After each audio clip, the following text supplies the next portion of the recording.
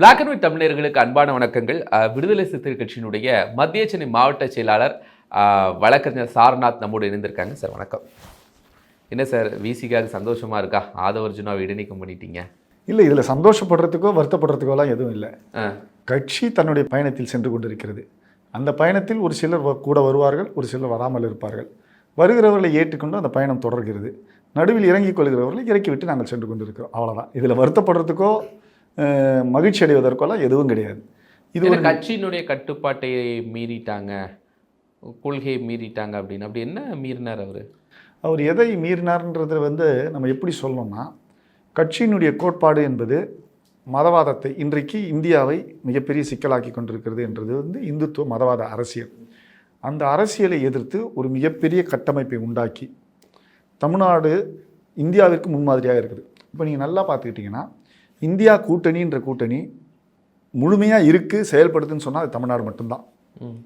கிட்டத்தட்ட 99% அதை அழிக்கிற வேலைகளை பாரதிய ஜனதா கட்சி வெற்றிகரமாக பல கட்சிகளில் குழப்பங்களை ஏற்படுத்தி இந்தியா முழுக்க செய்து கொண்டிருக்கிறார்.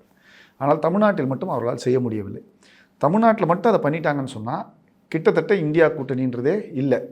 அப்போது இந்த இந்தியா கூட்டணியை வடிவமைச்சதில், கட்டமைச்சதில் விடுதலை சிறுத்தைகளுடைய பங்கும் மிகப்பெரிய பங்கு. சரி, இதை பல ஆண்டுகளாக அந்த இந்தியான்ற கூட்டணி உருவாவதற்கு முன்பாக பல ஆண்டுகளாக எங்கள் தலைவர் அதை சொல்லி கொண்டிருக்கிறார். இந்தியா முழுமைக்கும் பாரதிய ஜனதா கட்சிக்கு எதிரான ஒரு கொள்கை சார்ந்த கூட்டணியை உருவாக்க வேண்டும்.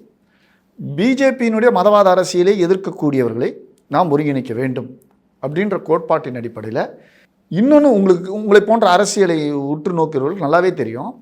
இந்த இந்தியா கூட்டணின்றது இந்த தமிழ்நாட்டில் இந்தியா முழுமைக்கும் இந்தியா கூட்டணி ஏற்பட்ட பிறகு ஏற்பட்டதல்ல. அதற்கு முன்பாகவே மதசார்பற்ற ஜனநாயக கூட்டணின்ற பேரில் கிட்டத்தட்ட இதே கட்சிகள் தமிழ்நாட்டில் தேர்தலை சந்தித்து கொண்டிருந்தலாம். அதனுடைய அகில இந்திய பரிமாணம் தான் இந்தியா கூட்டணி. அது யூபிஏ இருந்தது. அதில் அந்த யூபிஏவில் ஒரே அலையன்ஸாக ஒரு சில பேர் அந்தந்த மாநிலங்களில் சேர்த்து அந்தந்த நேரத்தில் சேர்த்துக்கிட்டாங்க. ஆனால் இந்தியா கூட்டணி என்னென்னா, தேர்தலுக்கு முன்பாகவே இந்தியா முழுமைக்கும் இருக்கக்கூடிய எல்லா ஜனநாயக சக்திகள் யாரெல்லாம் மதசார்பு உள்ள பாரதிய ஜனதாவை எதிர்க்கிறார்களோ அந்த கட்சிகளை ஒருங்கிணைக்கணுன்ற நோக்கம், ஒரு திட்டம். அந்த திட்டத்தின் அடிப்படையில் இதை செயல்படுத்த வேண்டும்னு சொன்னது எங்கள் தலைவர். அப்போ அப்படிப்பட்ட சூழல் இருக்கும்போது தனிப்பட்ட கருத்தாக ஒரு சிலர் ஒரு கருத்துக்களை தெரிவிப்பதுன்றதை பற்றி யாருக்கு எந்த மாற்று கருத்து இருக்க முடியாது. அது ஒரு ஜனநாயக அமைப்பில் எல்லாருக்கும் கொடுக்கப்பட்டிருக்கிற சுதந்திரம். ஆனால் தனிப்பட்ட அஜெண்டாவோடு செயல்படுகிறார்கள். திமுக கூட்டணியை சிதைக்க வேண்டும் என்பதை மட்டுமே நோக்கமாக கொண்டு அதற்கு விடுதலை சிறுத்தைகளை பயன்படுத்த வேண்டும்னு யார் திட்டமிட்டாலும் அதை புரிந்து கொள்ள முடியாத அளவிற்கு அரசியல் தெளிவற்றவர்கள் அல்ல நாங்கள் அரசியல் பாதையையும் சமூக பாதையையும் கோட்பாட்டு அரசியலும் பல்லெடுங்காலமாக புரட்சியாளர் அம்பேத்கர், தந்தை பெரியார் போன்றவர்களை அவர்களின் கொள்கை அரசியலாக புரிந்து கொண்டு நாங்கள் செயல்பட்டு கொண்டிருக்கிறோம். அப்போ எங்களுக்கு அது புரியுது, இது தவறானது இல்லை. ஆதவர்ஜுனா பேசியதில் எது தவறு? அதாவது வேங்க வயலில் இன்னும் ஒரு தீர்வு கிடைக்கல, இன்னும் அந்த தலித் மக்களுக்கு ஒரு தீர்ப்பு கிடைக்கல அப்படின்னு சொன்னது தவறாக தெரியுதா? இல்லை, ஒரு சம்பவங்கள், அதாவது எல்லா மாநிலங்களும் அது எல்லா இடங்களிலும் ஒடுக்கப்பட்ட மக்கள் மீதான தாக்குதல்கள், வன்முறைகள் அல்லது அவர்கள் மீதான ஏற்றத்தாழ்வு தொடர்பான சம்பவங்கள் நடந்து கொண்டு தான் இருக்குது. ஒரு சில சம்பவங்களை மட்டும் வைத்து ஒட்டுமொத்தமாக ஒரு கூட்டணியை சிதைக்கிற வகையில் அதை முன்னிறுத்த பேசுற. இந்தியாவில் எங்கேயுமே குடிநீர்ல அதுவும் இந்த மாதிரி மக்கள் இருக்கிறதுல மலம் கலக்கவில்லை அப்படின்னு பேசி சொல்றாரு. இந்தியா முழுமைக்கும் சாதி மறுப்பு திருமணங்கள் எத்தனை இடங்களில் நடக்குது? தமிழ்நாட்டில் சாதி மறுப்பு திருமணங்கள் இயல்பாக நடக்குது. உங்களுக்கு ஒரு சின்ன உதாரணம் சொல்கிறேன். ஒரு 2 மாதங்களுக்கு முன்பு ஹரியானாவில் சாதி மறுப்பு திருமணம் செய்து கொண்டதற்காக ஒரு குறிப்பிட்ட கிராமமே அழித்தொழிக்கப்படுது.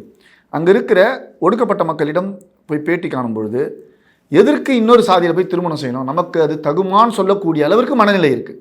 அப்போ தமிழ்நாட்டில் அந்த மனநிலை இருக்கான்னா இருக்காது, எதிர்த்து குரல் எழுப்பக்கூடிய மனநிலை இருக்கும். அதனால் வெறும் சம்பவங்களை மட்டும் நம்ம ஒப்பிட முடியாது. ஒரு சம்பவம் நடக்கும். தமிழ்நாட்டில் சாதி மறுப்பு திருமணங்களுக்கு எங்கேயுமே பிரச்சனை இல்லை. சாதி மறுப்பு இளைஞர்களையும் சாதி மறுப்பு திருமணம் செய்ய வேண்டிய அவசியம் என்று சொல்லக்கூடிய ஆளுமை மிக்க குரல்கள் இங்கே இருக்கு. சாதி மறுப்பு செய்யக்கூடாது, அது நமக்கு நம்ம அதை செய்வது தவறுன்னு நாமளே நம்மளை நினைக்கக்கூடிய பலவீனமான எண்ணம் கிடையாது. அதை எதிர்க்கிறவர்களுக்கு ஆதிக்க குரல் இருக்கலாம், அதை ஏற்றுக்கொள்வதற்கான பலவீனமான குரல் நம்மளுக்கு கிடையாது, சிந்தனை நம்முடையது கிடையாது. அதை எதிர்த்து நிற்கக்கூடிய பலமான சிந்தனை கொண்டவர்கள் தான். அப்ப ஆதரிக்கிற குணம் ஆதவர்ஜுன் இல்ல நான் அதை சொல்லவே வரல. ஆனா ஆதவர்ஜுன் மேல என்ன தவறு தான் அவர் சொல்றாரு. ஆதவர்ஜுன் திமுக கூட்டணியை சிதைக்க வேண்டும் என்கிற ஒரே காரணத்திற்காக எல்லா வகையிலும் ஒரு சில செயல்பாடுகளை செய்து கொண்டிருக்கிறார். என்னன்னா, எப்பத்துல இருந்து செய்யறாரு? அவருடைய செயல் என்பது பல நாட்களாக நடந்து கொண்டிருக்கு. எப்போ துணை பொதுச் செயலாளர் ஆனதுல இருந்தா, எழுச்சி மாநாடு நடத்தினார்ல அப்பத்துல இருந்தா, இல்ல மது ஒழிப்பு மாநாடு நடத்தினார்ல அப்போதுல இருந்தா? இல்ல அவர் அவர் கட்சிக்கு எத்தனை நாட்கள் ஆயிருக்கு? கட்சிக்கு அதிகபட்சம் 1 வருடங்கள் ஆயிருக்கும். 1 வருடம். பொறுப்புகள் எல்லாம் கொடுத்து எத்தனை வருஷம் ஆச்சு? பொறுப்பு கொடுத்து ஒரு 9 மாசம் வந்துருக்கோம். கட்சிக்கு 3 மாதத்திலேயே உச்சபட்ச பொறுப்பு கொடுக்கும் போதே விமர்சனம் எல்லாம் வந்துச்சு இல்ல? இல்ல இதுல விமர்சனம் வந்துச்சு இல்ல? வந்துச்சு. அவருக்கு கொடுக்க வேண்டாம் இப்படி நீங்க திரிந்தால அப்பெல்லாம் தெரியலையே இவர் இப்படி செய்வார் அப்படின்னு. இல்லைங்க, யாரையுமே அதை பாருங்க, எத்தனை பேர் விமர்சனம் பண்ணாங்க சார்? எத்தனை பேர் விமர்சனம் செய்வது வேறங்க. அவரு ஒரு வியூக அமைப்பாளர், அவர் தனித்தன்மையோடு ஆளுமை கொண்டவர். அப்படிப்பட்ட ஒருவர் ஒரு கட்சிக்கு வராரு. அவர் 2வது என்னவா வராரு? விடுதலை சிறுத்தைகளின் அரசியலை முழுமையாக ஏற்றுக்கொண்டவன் நான் சாதியை ஒழிக்க வேண்டும், சாதி ஒழிப்பு சிந்தனை கொண்டவன், புரட்சியாளர் அம்பேத்கரை எனது வழிகாட்டியாக ஏற்றுக்கொண்டவன் சொல்லிட்டு வராரு. அவர் விடுதலை சிறுத்தைகள் கட்சி பெரிய கட்சி, அதில் போன உடனே எனக்கு பொறுப்பு கிடைக்கும், எனக்கு ஒரு அங்கீகாரம் கிடைக்கும்ன்ற கோட்பாட்டின் அடிப்படையில் வரல. இந்த கருத்தியலை ஏற்றுக்கொண்டவன்ற அடிப்படையில் வராரு. ஏற்றுக்கொண்டதால உடனே பொறுப்பு கொடுத்துட்டாங்க. அவருக்குன்னு ஒரு தனித்தன்மையான ஆளுமை இருக்குல்ல, ஒரு மிகப்பெரிய வியூக அமைப்பாளராக இருக்கிறாரு, பல சமூக பணிகளை செய்து கொண்டிருக்கிறார், ஓரளவு முகம் அறிந்தவராக இருக்கிறார். எப்பயுமேங்க எல்லாருக்கும் எல்லா வகையுமான ஒரே தன்மையான பொறுப்பை கொடுக்க முடியாது. ஒரு சிலர் வருகிறார்கள் என்று சொன்னால் அவர்களுக்கு ஏற்ற வகையில் ஒரு சில பொறுப்புகளை கொடுத்து தான் ஆகணும். அது எந்த கட்சியாக இருந்தாலும் சரி, நிறுவனங்களாக இருந்தாலும் சரி. நேற்று வந்தார், ஏன் இந்த நிறுவனத்தில் அவர் போய் மேனேஜர் ஆக்குனீங்கன்னு நம்ம சொல்லக்கூடாது. அவருடைய அனுபவம் என்ன, அவருடைய பணி சிறப்பு என்ன அப்படின்றத அந்த நிறுவனத்தை நடத்தக்கூடியவர்கள் அப்படி தான் பார்க்கணும். அப்படி ஒரு கட்சியினுடைய தலைமை இவருடைய பணிகளை பார்க்குறோம். வியூக அமைப்பாளராக எங்கள் கட்சிக்கு அவர் நடத்துகின்ற நிகழ்ச்சிகளில் எவ்வளவு நேர்த்தியோடு செய்கிறார், எப்படி பண்ணுகிறார்னு பார்க்கும்பொழுது, 2வது கொள்கை ரீதியாக நிற்கிறார் அப்படின்னும் பொழுது அவருக்குரிய முக்கியத்துவத்தை கொடுக்கணும்னு 10 துணை பொதுச் செயலாளர்களில் அவரும் ஒருவராக நியமிக்கப்படுகிறார். அப்போது இதில் எந்த விதமான இந்த விமர்சனங்கள் எல்லாமே இந்த விமர்சனங்கள் எழுந்ததுடைய நோக்கத்தை நான் சொல்லிடுறேன். ஒரு ஆளுமை மிக்கவர் அல்லது ஓரளவு வெளியில் தெரிந்தவர், இந்த சமூகத்தில் அரசியல் வியூக அமைப்பாளராக இருக்கக்கூடிய ஒருவர், ஒடுக்கப்பட்ட மக்களுக்காக பாடுபடுகிற, எந்த விதமான மீடியா கிளார் என்று சொல்லப்படுகிற மீடியா வெளிச்சம் இல்லாத, அதிகார பலமோ பொருளாதார பலமோ இல்லாத ஒரு விடுதலை சிறுத்தை கட்சியில் சேருவதை ஏற்றுக்கொள்ள முடியாத பல பேர் விமர்சனம் பண்ணியிருக்கலாம். ஆனால் ஒருவர் கட்சியில் இணைகிறாருன்னு சொன்னால் அவருடைய பங்களிப்பு என்னவாக இருக்கும், அவருடைய ஆளுமை என்ன, அவருடைய சிந்தனை என்ன என்பதையெல்லாம் பார்த்து ஒரு தலைமை அவருக்கு ஒரு முக்கிய பொறுப்பை வழங்குவதில் எந்த தவறும் கிடையாது. தவறாக சூஸ் பண்ணிச்சு கட்சி, தவறாக சூஸ் பண்ணலை, அவர் அதை தவறாக பயன்படுத்தி கொண்டார்னு சொல்லலாம். அல்லது அப்போ கட்சிக்கு வந்த பிறகு பாஜகவுக்கு விலை போயிட்டாரு ஆதவர்ஜுன் அப்படிங்கிற. நாங்கள் பாஜகவுக்கு விலை போயிட்டாரு அப்படின்றதெல்லாம் பார்க்கல, அவருடைய அரசியல் புரிதலில் இருக்கக்கூடிய சிக்கலை தான் நான் பார்க்குறோம். பாஜகவுக்கு விலை போகல இல்லை, அதை பற்றி நம்ம நேரடியாக குற்றம் சாட்ட முடியாது. நம்ம தெரியாத ஒரு விஷயத்த அவர் பாஜகவுக்கு விலை போயிட்டாருன்னு நம்ம சொல்லிட முடியாது.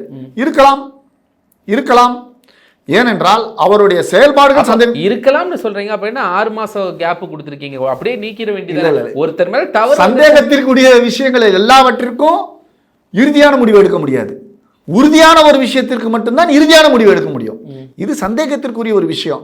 ஏன் அவர் இப்படி செய்கிறார், ஏன் திமுக கூட்டணியை உடைக்க வேண்டும் என்கிற ஒற்றை அஜெண்டாவோடு அவருடைய செயல்பாடுகள் அமைந்திருக்கு. இனி இந்த 6 மாசம் அவர் என்ன பேசினாலும் கட்சிக்கும் அவருக்கும் பொறுப்பு இல்லை, என்ன வேணாலும் பேசிக்கலாம். இந்த 6 மாசமும் ஆதவர்ஜுனா என்ன வேணாலும் பேசிக்கலாம். நீக்கப்பட்டார், என்ன பேசினாலும் பொறுப்புனாலும் விசிகாக்கு பொறுப்பு இல்லை. நிச்சயமா இதே மாதிரி மன்னராட்சி வேங்கவேல் சார்ந்த மேற்கொண்டார். ஆனா அதுக்கப்புறம் 6 மாசத்துக்கு அப்புறம் இந்த பீரியட் முடிஞ்ச அப்புறம் நீங்க எங்க தலைவரோட பேட்டியை பார்க்கணும். அதுல என்ன சொல்லியிருக்காருன்னா, 6 மாத காலகட்டம் இடைக்காலமாக நீக்கப்பட்டிருக்காரு. அதற்கு பின்பு தன்னுடைய செயல்களுக்கு வருத்தம் தெரிவித்து அவர் அதற்கான உரிய விளக்கத்தை அளித்தார் என்று சொன்னால் அதை பற்றி பரிசீலிக்கப்படும் சொல்லியிருக்காரு. புரியுதுங்களா? அப்போது அவர் தன்னை மாற்றிக்கொள்ள வேண்டும், திருத்திக் கொள்ள வேண்டும் அப்படின்றது தான் எங்களுடைய இது. ஒரு மனிதன் தவறே செய்யாமல் இருக்க முடியாது. முதல் அவர் பேசுகிற அம்பேத்கர் புத்தக வெளியீட்டு விழாவில் திருமாவளவன் அவர்கிட்ட கேட்குறாங்க. அதுக்கு அவர் சொல்கிறாரு, அது அவருடைய கருத்து, வாய்ஸ் ஆஃப் காமன் அப்படிங்கிற ரெப்ரசன்டேட்டிவாக இப்போ அவருடைய கருத்து அப்படிங்கிறார். அதுக்கு அடுத்ததும் அதே போன்று தான் அவர் சொல்கிறார், அவருடைய கருத்து பொதுவான கருத்து அப்படி.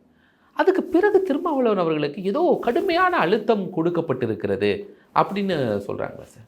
அதான் சொல்கிறாங்க. யார் கொடுத்தாங்க? யார் கொடுத்தாங்கன்னு சொல்கிறத விட யார் சொல்கிறாங்கன்றத வச்சு தான் இருக்குது. நீங்கள் யார் கொடுத்தாங்கன்ற பாயிண்ட் வந்துட்டீங்க. நான் முதல்ல யார் சொல்கிறாங்கன்னு நான் சொல்கிறேன். சொல்கிறவங்க எல்லாருக்கும் ஏதோ ஒரு வகையில் நாங்கள் பலவீனப்பட்டவர்களாக காட்ட வேண்டும், அல்லது அவர்களுக்கும் இப்படி சொல்லுகிறவர்கள் பலருக்கும் இந்த கூட்டணியிலிருந்து விடுதலை சிறுத்தைகள் எப்படியாவது வெளியேறிவிட வேண்டும். ஒரு நோக்கம் திமுக கூட்டணி சிதைக்கணும், இன்னொரு நோக்கம் இதுவே திமுக கூட்டணி இருக்கணும்னு நினைக்கிறவங்க கூட அந்த திமுக கூட்டணியில் விடுதலை சிறுத்தைகள் இருக்கக்கூடாது அப்படின்னு நினைக்கிறவங்களும் இருப்பாங்க. அரசியலில் பல தரப்பட்ட நோக்கங்களோடு செயல்படுபவர்கள் இருப்பாங்க. ஆனால் நாங்கள் அதை பற்றி கவனித்து கொண்டு ஓட முடியாது.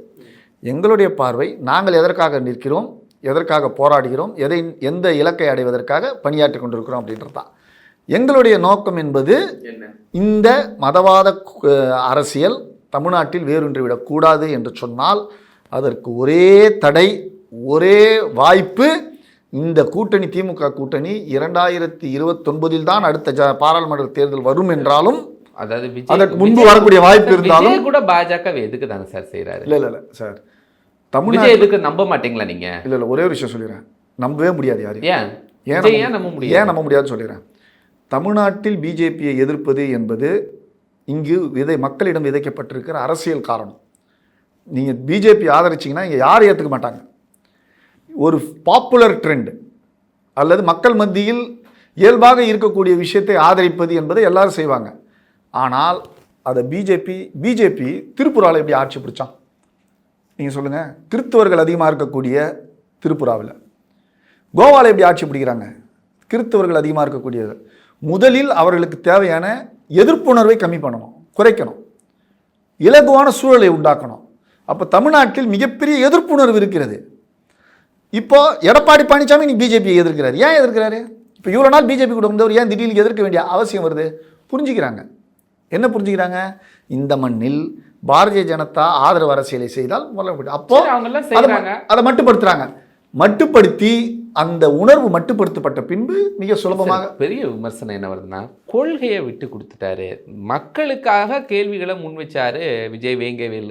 அது ஒரு நல்ல விஷயம். அதை எந்த முனையிலும் திருமாவளவன் அவர்கள் ஏற்றுக்கொள்ளவில்லை அப்படின்னு அவங்க சொல்றாங்க. அதை விட்டுட்டு எங்க நம்பர்ஸ் 4 எம்எல்ஏ வந்துட்டாங்க, 2 எம்பி வந்துட்டாங்க, அது போதுமா? நாங்க அதுக்காக அரசியல் பணி செய்ய வரலையே. ஒரு கொடிக்கம்பம் நாட்டுறதுக்கு கூட அவ்வளவு போராட வேண்டியது இருக்கு. இது இந்த கொடிக்கம்பம்ன்றது அங்கங்க இருக்கிற அதிகார வர்க்கத்துடைய பிரச்சனை. அது காலங்காலமாக தொடர்கிறது. அதை எதிர்த்து நாங்கள் போராடி கூட்டணி ஆட்சியிலும் தொடருது. கூட்டணி ஆட்சியிலும் தொடரும். இதையெல்லாம் நாங்கள் உணராம இல்லை.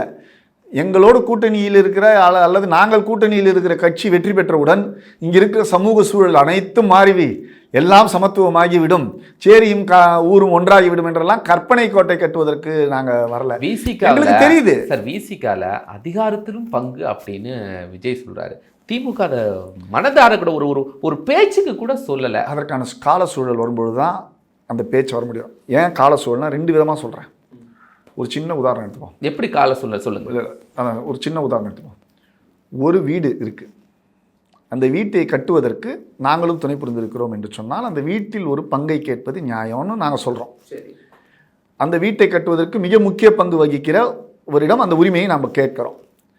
இன்னும் இடமே பார்க்கல, நாளைக்கு தான் நான் இடம் பார்க்கலான்னு ஒரு திட்டம் வச்சிருக்கிறேன்னு சொல்கிறவர், நான் வீடு கட்டினா உனக்கு இடம் தரேன்னு சொல்றாருன்னு சொன்னா அவருடைய நோக்கம் என்பது என்னன்னா, நாங்கள் ஏற்கனவே பங்கு கொண்டிருக்கிற இடத்தில் பிரிக்க வேண்டும் என்பது. இல்ல சொல்லிடுறேன். நீங்கள் முதலில் இந்த முழக்கத்தை வச்சிங்கல்ல, இந்த முழக்கத்தை வச்ச இடமே தப்பு. எது? எங்க தலைவர் அதை தெளிவா சொன்னாரு. நான் கூட அதை அந்த அவரோட மாநாட்டு தொடர்பான விளக்கத்தை கொடுக்கும்போது அதை கூர்ந்து கவனிச்சேன். விஜய் மாநாட்டில் வருகிற கூட்டணி கட்சிகளுக்கு ஆட்சியிலும் பங்கு, அதிகாரத்திலும் பங்கு அப்படின்னு சொன்னால் அதை ஒரு மாநாட்டு முழக்கமா? அது உங்களோடு வரக்கூடிய கூட்டணி கட்சிகளிடம் நீங்கள் எத்தனை சீட்டு கொடுக்க போகிறீங்க, உங்களுக்கு நாங்கள் எப்படி ஆட்சியில் பங்கு அதிகாரம் கொடுக்க போகிறோன்றத பேசி அதை அறிவிக்க வேண்டியது தான் பொது மேடை. பொது மேடையில் சொல்கிறாருன்னு சொன்னால் அவர் ஏதோ ஒரு வகையில் தன்னை வலிமை இழந்தவராக கருதி கொண்டு எதிர்நிலையில் இருக்கக்கூடியவர்களை, எதிர்கூட்டணியில் இருக்கக்கூடியவர்களை வளைக்க வேண்டும் என்ற நோக்கத்திற்காக போடப்படுகிற வெறும் மாய தந்திரமாகத்தான் அந்த சொல் புலப்படும். இதில் எந்த விதமான அரசியல் முற்போக்குத்தன்மையும் அதில் வெளிப்படலை. என்னுடைய பார்வையில் கேட்குறேன், இப்போ திமுக கூட்டணியில் நீங்கள் இருக்கிறீங்க, இந்த முறை 6 தொகுதியில் போட்டியிட்டீங்க, 4 தொகுதியில் வெற்றி பெற்றீர்கள். அடுத்த முறை இதே 6 தொகுதியில் போட்டியிட்டு 6 தொகுதியிலும் வெற்றியிட்டால் கூட திமுக தன் அறுதி பெரும்பான்மைக்கு தேவையான தொகுதிகளில் போட்டியிடும். அப்போ கூட அங்கே ஆட்சி அமைக்கிறதுக்கு உங்களுடைய தேவை இருக்காது. 6 தொகுதிகளில் ஜெயிக்கும் போது இருக்காது. அப்பவும் உங்கள் ஆட்சியில் பங்கு கேட்க முடியாத நீங்கள் அப்போ எப்போ தான் கேட்பீங்கிற ஆதங்க கேள்வி சரிதானே? இல்லை, அதாவது ஆதவ் அர்ஜுன் அவர்களுடைய கேள்வி மேலோட்டமாக பார்த்தா சரின்னு தோணும். இந்த கேள்வியை எப்போ கேட்கணும் அப்படின்னா, திமுகவோடு கூட்டணி பேச்சுவார்த்தை பங்கீடு நடக்கும் பொழுது இந்த கேள்வியை கட்சிக்குள்ள ஆதவ் அர்ஜுன் கட்சிக்குள்ள கேட்டிருக்கணும். கட்சிக்குள்ள யாருக்கு எழுப்புறாரு? ஆமா, 26க்கு மேடையில எழுப்புறாரு. மேடையில் உட்காந்து எழுப்புறாரு. அவர் எங்க எழுப்பணும்? கட்சியினுடைய மையக்குழு கூட்டங்கள், உயர்நிலை கூட்டங்கள்ல நாம கூட்டணி ஆட்சியில் அதிகாரத்தில் பங்கு கேட்கணும்னு நம்முடைய கட்சிக்கிட்ட தான் முதல்ல நம்ம அந்த இதை கேட்கணும். இது ஆட்சியிலும் பங்கு அதிகாரத்தில் பங்குன்றது எங்கள் கட்சியினுடைய முழக்கம், கோட்பாடு. ஆனால் நீங்கள் சொன்னது கள நிலவரம் அப்படின்றது வரும்பொழுது தமிழ்நாட்டில் இப்பொழுதைக்கு திராவிட கட்சிகள் ஆட்சியில் பங்கு அதிகாரத்தில் பங்கு என்பதை ஏற்றுக்கொள்ள மாட்டார்கள். அதற்கான கால சூழல் வர வேண்டும். நீங்கள் சொல்கிறீங்க 6 தொகுதியில் 6 ஜெயிப்போன்னு. அடுத்த முறை 12 தொகுதி கிடச்சி நாங்கள் 10 தொகுதியில் வெற்றி பெற்று நம்பிக்கை இருக்கா? 12 தருவாங்க நம்பிக்கை, 15 தருவாங்க நம்பிக்கை இருக்கு. 15 தருவாங்க நம்பிக்கை இருக்கு. ஏன்னா எங்களுடைய வளர்ச்சி அந்த அளவுக்கு இருக்கிறது என்பதை நாங்களும் அறிந்திருக்கிறோம். கண்டிப்பாக அரசும் அறிந்திருக்கும், கூட்டணி கட்சிகளும் அறிந்திருக்கும். நாங்கள் நம்புறோம். எங்களுடைய பயணம் என்பது வளர்ச்சியை நோக்கி சென்று அடுத்த முறை உங்களுடைய கோரிக்கை 15 தொகுதிகள் ஆட்சியில் பங்கு. நிச்சயமா 15 தொகுதியை கேட்போம். இல்லைன்னா தரமாட்டேன்னு சொன்னா 14 கேட்போம். அதாவது நாங்கள் 15 கேட்ட உடனே 15 கொடுத்துருவாங்கன்ற அர்த்தம் கிடையாதுல்ல. 15 கேட்போம், 14 கொடுத்தா 14 நிற்க போகிறோம். எங்களுக்கு தான் முக்கியம், வெற்றி தான் முக்கியம். வெற்றி தான் முக்கியம். 2 விஷயம் இருக்குது. தேர்தல் அரசியலில் வெற்றி மிக முக்கியம்.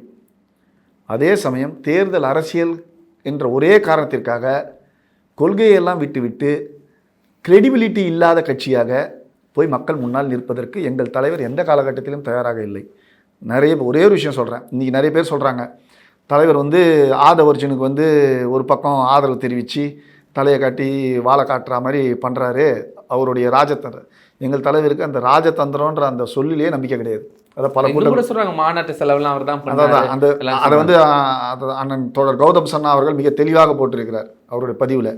எந்த வகையிலும் அந்த மாநாட்டிற்கு பொருளாதார பங்களிப்பை செய்யவில்லை. ஆனால் செய்ததை போல ஒரு பிம்பத்தை காட்டினார். மறுப்பு தெரிவிக்கலையே, இன்னைக்கு தானே மறுப்பு தெரிவிச்சிருக்கீங்க. அன்னைக்கு நீங்க எங்க கட்சியில் நாங்க செலவு பண்ணாருன்னு சொல்லல, நாங்க சொல்லல, அவர் செய்தார் அப்படின்னு ப்ராப்ளம் பண்ணும். அது யாரோ சொல்றாங்க, சொல்றவங்களுக்குலாம் நம்ம சொல்ல முடியாது. அப்போ அன்னைக்கே நீங்க மறுப்பு கொடுங்க. இல்ல இல்ல, ஒரு கட்சியில் இருப்போம், தலைமை சொல்லாதா?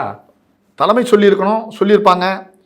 அவர் அதை சொல்லி செஞ்சிருக்கணும். எல்லாத்தையும் போய் ஒரு தலைமை இதை செய்யுங்க அதை செய்யுங்கன்னு ஒருத்தர்கிட்ட சொல்ல முடியாது. நான் அந்த கிரெடிபிலிட்டின்ற கான்செப்டுக்கு வரேன்.